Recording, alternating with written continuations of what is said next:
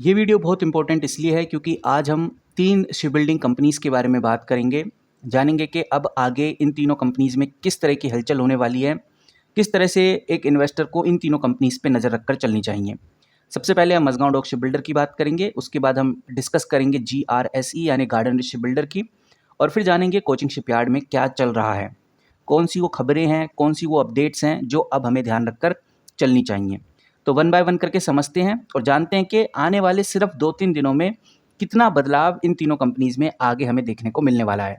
सबसे पहले मैं आपके सामने ये जो कंपनी है GRSE यानी गार्डन शिप बिल्डर लिमिटेड, इसको लेकर बात करूँगा। ऐसा इसलिए क्योंकि कंपनी ने अभी एक दिन पहले कॉल ट्रांसक्रिप्ट पब्लिश की है। ये आप देख सकते हैं एक दिन पहले की ही कॉल ट्रांसक्रिप्ट है। इस कॉल ट्रांसक्रिप्ट पे मैं जैसे ही क्लिक करूँगा तो जो ऑफिशियल PDF है जो कंपनी की तरफ से आई है खुल जाती है। इधर आप देख सकते हैं।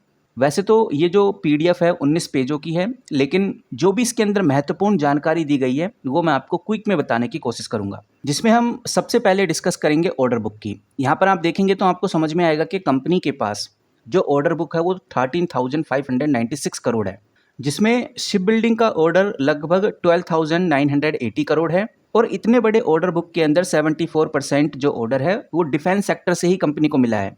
अराउंडेड 25% जो ऑर्डर है वो नॉन डिफेंस सेक्टर से कंपनी के हाथ में लगा है। और यहाँ पर मैनेजमेंट ने एक और इम्पोर्टेंट बात बोली है कि ये जो 15,000 करोड़ है, यानी कि मैनेजमेंट ने स्पेशली कहा है कि जो ऑर्डर बुक है 15,000 करोड़ से नीचे आना, ये वीक डिमांड की वजह से नहीं है बल्कि स्ट्रॉन्ग एग्जीक्यूशन की वजह से है, और ये पिछले 10 साल में पहली बार हुआ है। दूसरा, इस PDF के अंदर हमें देखने को मिलता है नेक्स्ट जनरेशन कोवर्टीज़ के बारे में जो अपडेट है। जैसा हम जानते हैं कि इस प्रोजेक्ट को लेकर जो L1 बिडर है वो GRSE है, यानी गार्डन शिप बिल्डर के हाथ में ये कॉन्ट्रैक्ट लगा है। लेकिन मैनेजमेंट ने एक बात और बोली है कि हाँ, ये बात बिल्कुल सही है कि हम L1 बिडर हैं, हमारे हाथ में ही ये कॉन्ट्रैक्ट लगा है, बट कॉन्ट्रैक्ट को थोड़ा डिले किया जा रहा है।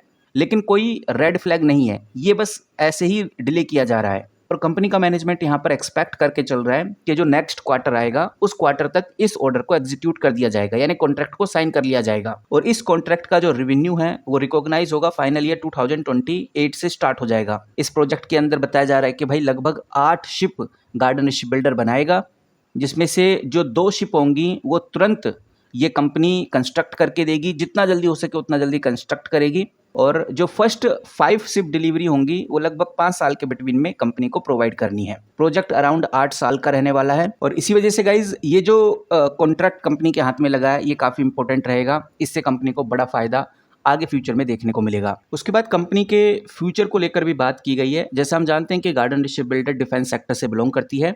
मैनेजमेंट का कहना है कि भाई डिफेंस सेक्टर की वजह से कंपनी को अप्रोक्सीमेटली 1.5 लाख करोड़ की अपॉर्चुनिटी मिल सकती है भविष्य में। कंपनी ने बोला, जिसके अंदर कंपनी का कहना है कि 80,000 करोड़ का RPF ऑलरेडी लाइव है, 70,000 करोड़ का additional RPF current calendar year में एक्सपेक्टेड है। तो overall guys garden ship builder को लेकर ये PDF काफ़ी कुछ कंपनी को पॉजिटिव वे में दिखाती है। और हमने देखा भी कि गार्डन शिप बिल्डर की Q1 के रिजल्ट एक्सट्रीमली स्ट्रॉन्ग रहे। एग्जीक्यूशन कंपनी का काफ़ी स्ट्रॉन्ग है, और अभी हाल ही में NGC कॉन्ट्रैक्ट कंपनी के हाथ में मिला, जिसकी वजह से ये कंपनी चर्चा में भी है। और लगभग 1.5 लाख करोड़ का जो डिफेंस अपॉर्चुनिटी इस कंपनी के लिए पाइपलाइन में लगी हुई है। वहीं कंपनी कॉमर्शियल शिप बिल्डिंग में भी एंट्री ले रही है, तो ये भी एक प्लस पॉइंट है। तो बाकी देखते हैं कि गार्डन शिप बिल्डर को लेकर क्या अपडेट अब हमें आगे देखने को मिलती है। फिलहाल गार्डन शिप बिल्डर अपनी तेजी पकड़ता हुआ नजर आ रहा है। अब बात करते हैं अगली कंपनी यानी कि कोचिंग शिपयार्ड की। यहाँ पर आप देखेंगे तो मैंने कोचिंग शिपयार्ड खोला हुआ है, और कोचिंग शिपयार्ड को लेकर कोई ऑफिशियल PDF तो नहीं आई है, लेकिन अगर हम कंपनी के चार्ट पैटर्न को देखें तो देखने में आता है कि भाई कोचिंग शिपयार्ड 14 अगस्त को अपने Q1 के जो रिजल्ट हैं, यानी जो अनऑडिट रिजल्ट हैं, उनको अनाउंस करने वाली है। मार्केट की नज़र रहेगी कि भाई कंपनी के Q1 के रिजल्ट कैसे आते हैं। दूसरा, सबसे ज़्यादा नज़र रखी जाएगी ऑर्डर बुक के ऊपर। कोचिंग शिपयार्ड का ऑर्डर बुक मार्जिन कितना रहने वाला है, इस पर सबकी नज़र रहने वाली है। बाकी बहुत सारे इन्वेस्टर्स की नज़र इस चीज़ पे भी रहेगी कि ये बात तो सही है कि ये जो कंपनी है शिप बिल्डिंग का काम करती है, लेकिन जब से कंपनी ने शिप रिपेयर सेगमेंट में भी तेज़ी से ग्रोथ हासिल की है, तो बेसिकली Q1 में इस बार कितनी ग्रोथ शिप रिपेयर से कंपनी करती है ये देखना बहुत इंपॉर्टेंट रहेगा। बाकी जैसा हमने ये भी देखा कि US नेवी के साथ मास्टर शिप रिपेयर एग्रीमेंट जो कंपनी ने साइन किया, और जो domestic commercial vessels repair company को मिले थे, अच्छे खासे ऑर्डर मिले थे, उससे कितना कैश फ्लो कंपनी जनरेट कर पाई इस Q1 में हमें देखने को मिलेगा। बाकी ये बात नहीं भूलनी चाहिए गार्डन शिप बिल्डर के केस में कि भाई कंपनी को हर जगह से ऑर्डर मिल रहे हैं। डिफेंस से तो कंपनी को पहले से ही ऑर्डर मिलते थे, अब ग्रीन ठग्स और इंटरनेशनल एक्सपोर्ट ऑर्डर भी इस कंपनी के हाथ में लगते हुए नजर आ रहे हैं। जिसके चलते हुए साफ नज़र आता है कि आने वाले 4 से 5 साल का जो ग्रोथ प्लान है उसमें सॉलिड रेवेन्यू की विजिबिलिटी दिखती है कोचिंग शिपयार्ड में। वहीं कोचिंग शिपयार्ड ये वही कंपनी है जिसके जुलाई में गवर्नमेंट ने 5% स्टेक्स को बेचा था। फिलहाल अभी ये जो 5% स्टेक थे पूरी तरह से डाइजेस्ट हो चुके हैं और स्टॉक अभी अपने 200 DMA मूविंग एवरेज के ऊपर बेस बनाता हुआ नजर आ रहा है। करंट प्राइस आप स्क्रीन पे देख ही सकते हैं, 1513 रुपीज़ पे कंपनी फिलहाल अभी ट्रेड होती हुई नजर आ रही है और बताया जा रहा है कि कंपनी का जो इमीडिएट सपोर्ट जोन है वो 1490 है। कुछ लोगों का 1500 भी माना जा रहा है, तो हम इसी के बीच में एक जो इमीडिएट सपोर्ट जोन है उसको पकड़ के चल सकते हैं। बाकी जो स्ट्रॉन्ग डिमांडेड सपोर्ट जोन है वो है गाइस 1450 से लेकर 1430 के बीच में। और अगर सब कुछ बढ़िया रहता है, कंपनी के क्वार्टर 1 के रिजल्ट शानदार आते हैं, तो आप ये समझ के चलिए कि जो कंपनी का रेजिस्टेंस रहेगा 1536 रहने वाला है। 1536 के बाद इस कंपनी में प्रॉफिट बुकिंग देखने को मिलेगी। अगर सब कुछ और पॉजिटिव रहा तो 1550 तक तो कंपनी प्रॉफिट बुकिंग में आ ही जाएगी।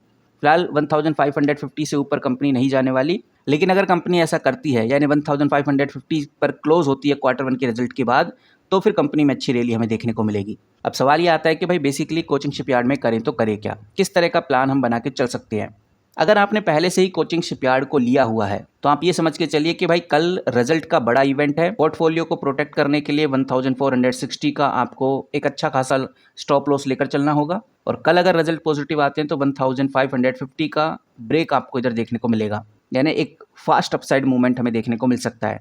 बाकी अगर आप एकदम फ्रेश एंट्री की तलाश में हैं तो आप ये समझ के चलिए कल तक का वेट करना ही फायदेमंद रहेगा।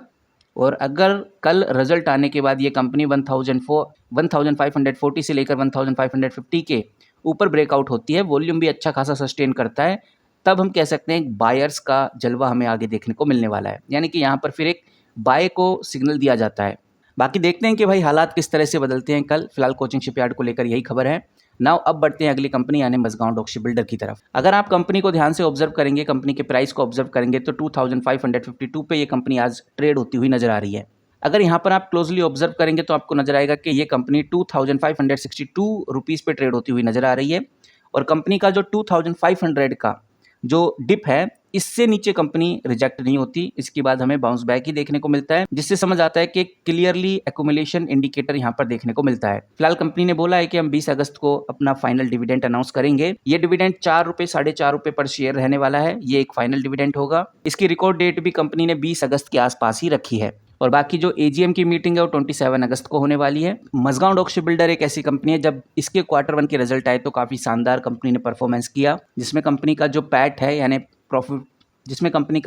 यानी प्रॉफिट आफ्टर टैक्स वो 22% के आसपास बढ़ता हुआ नजर आया। फिलहाल मजगांव डॉक शिपबिल्डर को लेकर एक स्पेकुलेशन अभी भी चल रहा है और ये स्पेकुलेशन है कैबिनेट कमेटी ऑन सिक्योरिटी का अप्रूवल, जहां कंपनी लगभग जो प्रोजेक्ट 75I सबमरीन है उसकी डील साइन कर सकती है। ये डील 80,000 करोड़ की है और इसी डील का इंतजार हर इन्वेस्टर करे हुए है। देखते हैं कि भाई कंपनी कब इस डील को हासिल कर पाती है। फिलहाल मार्केट में जो स्पेकुलेशन है अभी भी ऑनगोइंग है। तो जब कंपनी का प्राइस देखा है तो इसके सपोर्ट और रेजिस्टेंस की भी बात करते हैं। फिलहाल जो इमीडिएट लेवल का सपोर्ट है वो 2530 को बताया जा रहा है। 2530 से नीचे नहीं जाएगी, लेकिन अगर स्ट्रॉन्ग सपोर्ट की बात करें तो 2480 इधर बताया जाता है, जो कि major daily moving average support है। बाकी सब कुछ पॉजिटिव रहता है तो कंपनी ऊपर की तरफ जाएगी और ऊपर की तरफ जाने के लिए कंपनी 2580 से लेकर 2600 तक जा सकती है। और यहाँ पर अगर सब कुछ सही रहता है, गवर्नमेंट के द्वारा अच्छी पॉजिटिव खबर देखने को मिलती है, तो कंपनी में मैसिव ग्रोथ देखने को मिलने वाली है। फिलहाल आप किस तरह से देखते हैं इस कंपनी को, कमेंट करके जरूर बताइए। ये तीनों कंपनीज गाइस चर्चा में रहने वाली हैं, इसीलिए मैंने आपके साथ इन तीनों कंपनीज को लेकर अपडेट शेयर की है। मिलते हैं किसी नए वीडियो के साथ, तब तक के लिए take care and good bye.